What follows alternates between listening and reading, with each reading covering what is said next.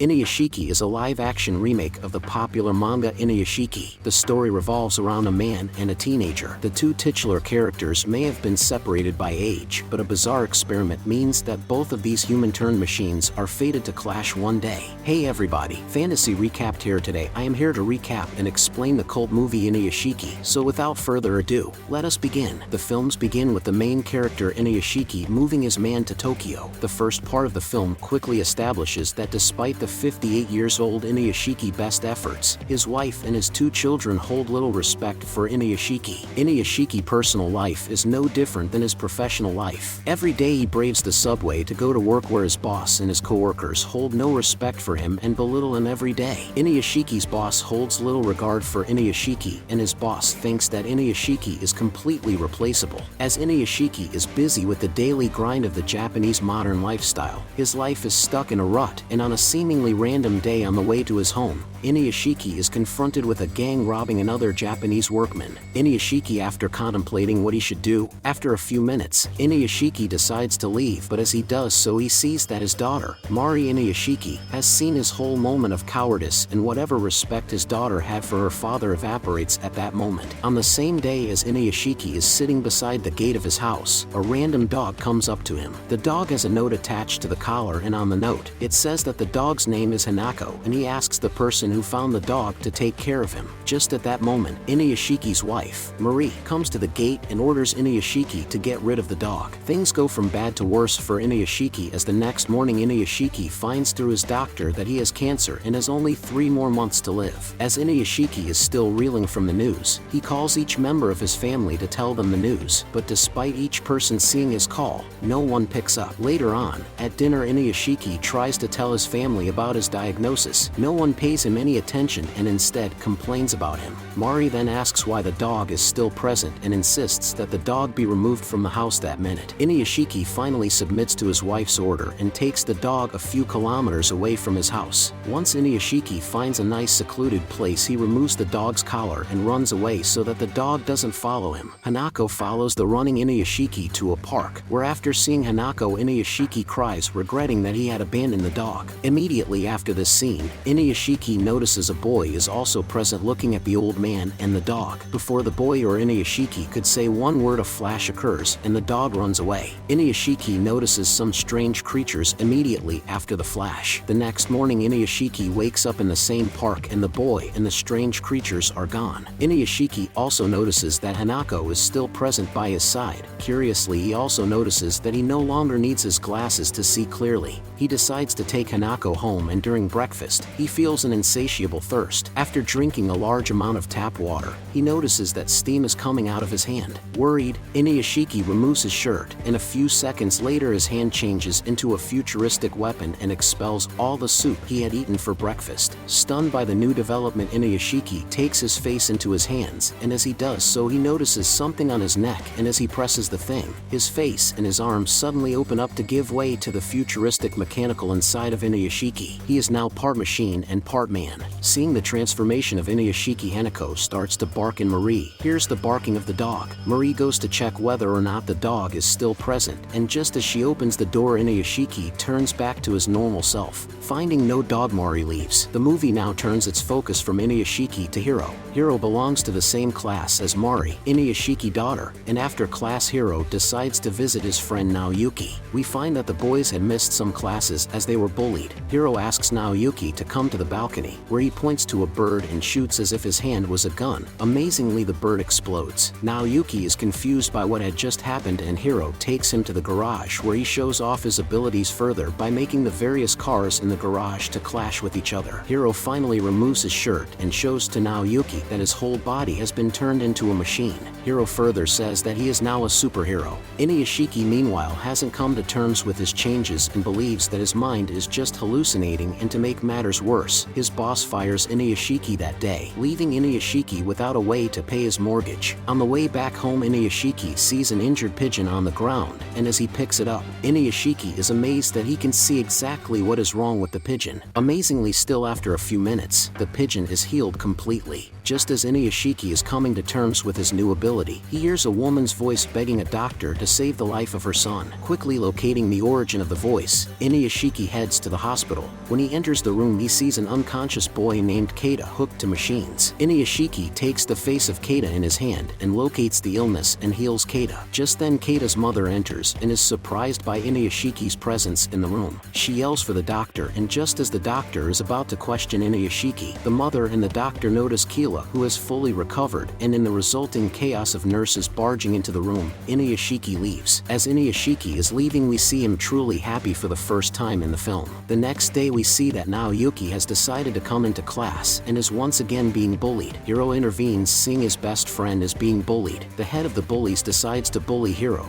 but Hiro grabs the arm of the bully with his hand and squeezes it. The resulting pain forces the bully onto his knees. Hiro points at the bully with his hand in a gun-like manner, asking the bully to apologize and return the money that he stole last week. The bully apologized and claimed that he didn't have the money on him. Hiro is fully intent on killing the bully, but is stopped by Naoyuki, who doesn't want to see his friend becoming a criminal. Hiro leaves the classroom and on his way out is confronted by Cheyenne, who confesses her love for Hiro. After finding out that Cheyenne loves him, Hiro is overjoyed and thanks Cheyenne. After class, Hiro calls his mother, who tells her son to go visit his sick father for dinner. By the tone of his voice and his dialogue, we quickly learn that Hiro resents his father for leaving him and his mother to start a new family. Hiro is greeted by his father in the next scene. His father hands him the alimony check for that month. During dinner, Hiro meets his stepmother and stepbrothers, who Hiro grows to like. Later, Hiro again points at his father in a gun-like motion, intending to kill him, but his stepbrothers begin to mimic Hiro in a playful manner and Hiro changes his mind. A few hours later, Hiro walks back to his home and is consumed by rage. He enters a random home and kills everybody present inside the home. At that exact moment, just as Inuyashiki is leaving the hospital, he hears a desperate girl scream and he rushes to help her, but even Inuyashiki can't bring people back to life. He enters the next room to find the girl's parents dead and Hiro standing over them. Hiro shoots Inuyashiki and leaves, assuming that Inuyashiki had died like the others, but a few moments later Inuyashiki wakes up. Inuyashiki goes to look for the criminal but discovers that the criminal had flown away. That day on every news channel and people everywhere were talking about the brutal murder of the entire family in Shofu City. According to the police, each victim appeared to be murdered by a bullet to the head, but no bullet could be found inside any of the body. That day Naoyuki meets with Hiro and asks him if he is responsible for what had happened to the family on the news. Hiro says that he is claiming that he is now no longer a mere human but a god. Hiro further says that he will always protect his friends. Hearing this proclamation, Naoyuki is bitterly disappointed and genuinely scared of Hiro. He asks Hiro to stay with him and leaves. Hiro then heads home. That day Hiro's mother asks Hiro to move in with his father starting next month. Hiro presses his mother for an answer. His mother then reveals that she has cancer and is about to die soon. Hearing this, Hiro is overcome by sadness. He hugs his mother and promises that he will not let her die, as she had done nothing wrong. That night Inuyashiki is worried about his fate and his family. He is also worried about losing his job and having no way of paying for his family's expenses. As he ponders his fate, he hears a saddened cry of Naoyuki. Inuyashiki hears Naoyuki asking God to stop his friend and stop his friend from killing people. Hearing Naoyuki's cry for help, Inuyashiki picks up Hanako and flies to the park where Naoyuki is present. Inuyashiki finds Naoyuki sitting in the park and he explains to Naoyuki how he and Hiro both received their powers, and in the end, Naoyuki asks if he has any weaknesses, saying that if he and Hiro are both the same then they should have the same weaknesses. Inuyashiki replies that his only weakness might be soup. The next day Naoyuki trains Inuyashiki. Naoyuki teaches Inuyashiki everything he has seen Hiro do, and after a few tries, Inuyashiki learns to use his hand as a pistol but soon becomes tired. He drinks water but a few seconds later expels all the water. Naoyuki, amazed by this, studies the bottle and finds that the water has many of the same traits and salts that the soup had that Inuyashiki had mentioned after careful study Naoyuki hypothesizes that Inuyashiki and Hiro are both susceptible to sodium. The next day Hiro accompanies his mother to her doctor's appointment, where the doctor proclaims that Hiro's mother's cancer had miraculously disappeared.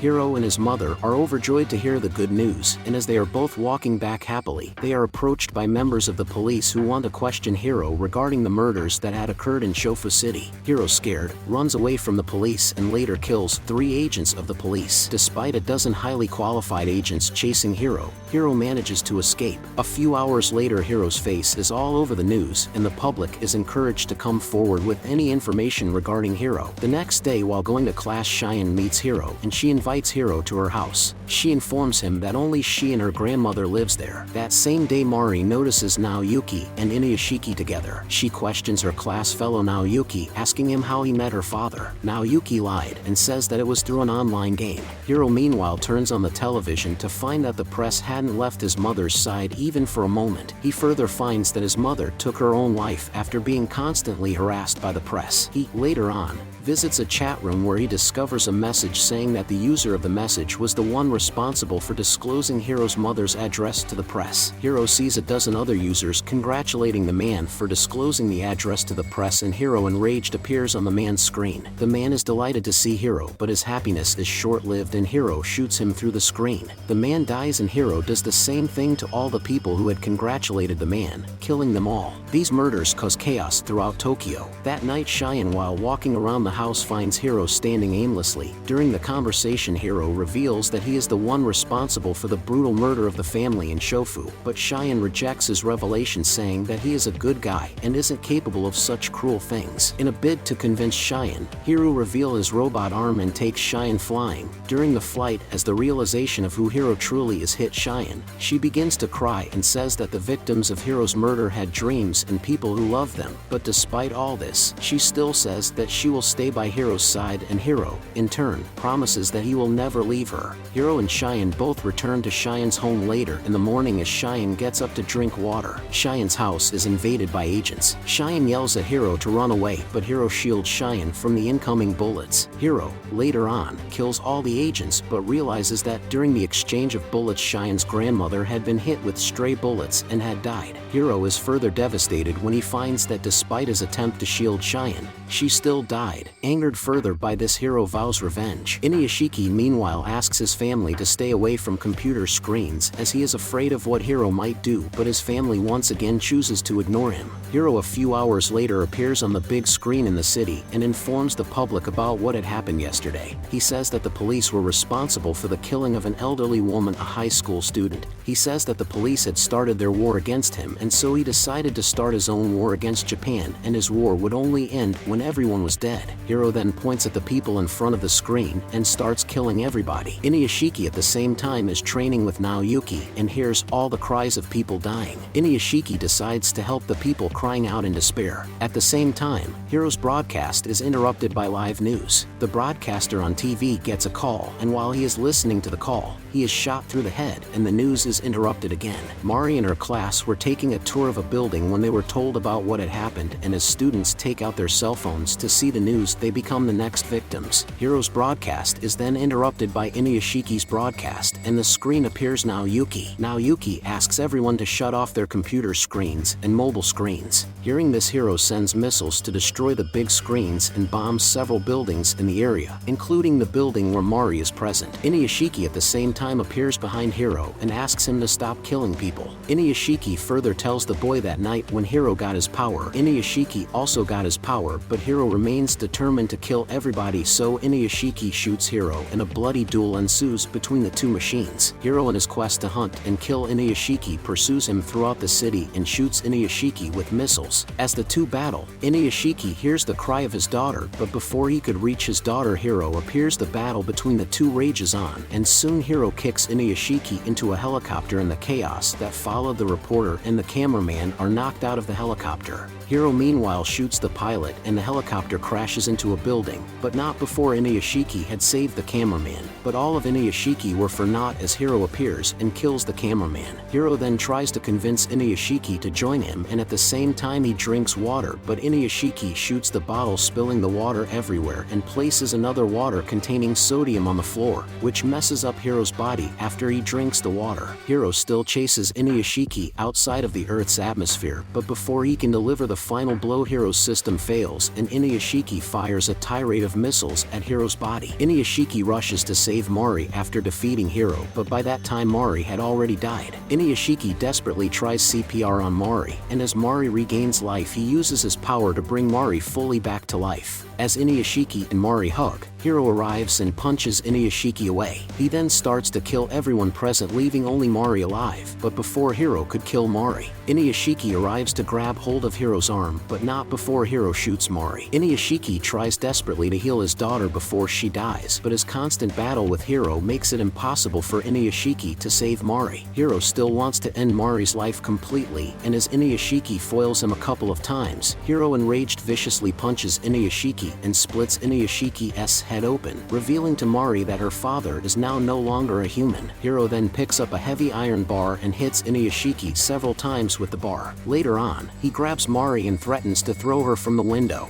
Inuyashiki begs Hiro to not do that, but Hiro ignores Inuyashiki's pleas and releases Mari. As he becomes enraged at the prospect of his daughter dying, Inuyashiki is suddenly bursting with newfound energy enough to destroy Hiro with one single punch. Inuyashiki uses the energy to save Mari and just barely makes it in time. The next week, the news announces the death of the criminal Noah's Hiro, but the police never found the body, only broken pieces of his body. In Inuyashiki, we find Inuyashiki still pretending to be normal. Mari had not told anyone the truth. In the final scene, we see Hiro visiting Naoyuki, and Naoyuki is happy to know that his friend is alive. Hiro is soon leaving Japan. Naoyuki asks Hiro to play one last game with him, but as Naoyuki's back is turned, Hiro leaves.